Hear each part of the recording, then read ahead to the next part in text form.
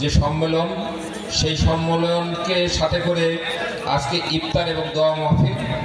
আপনারা আজকের এই অনুষ্ঠানের সভাপতিত্ব করছেন আমাদের কনভেনিং কমিটির সদস্য, অন্যতম সদস্য, আমাদের মেহেরপুর জেলার বারবার ভাইস চেয়ারম্যান রোমান আহমেদ। বিশেষ অতিথি হিসাবে উপস্থিত আছেন আপনাদের প্রিয় নেতা, আপনাদের নয়নের মণি।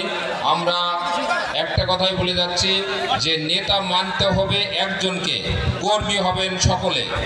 তাই আমরা বলতে চাই আপনাদের প্রিয় নেতা আমিরুল ইসলামের হাত ধরে আপনারা থাকবেন ইনশাল্লাহ। আপনারা সব সময় ভালো থাকবেন, কোনো সময় খারাপ থাকবেন না। কারণ আমি ওনাকে জানি, উনি কর্মী ছাড়া উনি অন্য কিছু বোঝে না। ওনার সংসার নেই, ওনার অন্য কিছু নেই, সব কিছু উনি এই কর্মীদের নিয়েই সব সময় চিন্তা করে।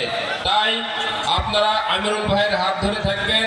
উপস্থিত আছেন আমাদের বিশেষ অতিথি হিসাবে, আরো উপস্থিত আছেন আমাদের মেহেরপুরের কনভেনিং কমিটির অপর সদস্য জনাব আলমগীর খান ছাতু, আমাদের মেহেরপুর পৌরসভার বারবার নির্বাচিত পৌর কমিশনার আব্দুর রহিম সহ আরো বিএনপির যারা নেতৃত্ব আছে সামনে, আজকে আমার সামনে যারা উপস্থিত আছেন মোনাখালী ইউনিয়নের 1, 2 এবং 3 নম্বরের নেতৃবৃন্দ, সকলকে জানাই মেহেরপুর জেলা বিএনপির পক্ষ থেকে সংগ্রামী শুভেচ্ছা, অভিনন্দন এবং আমার সালাম। আসসালামু আলাইকুম।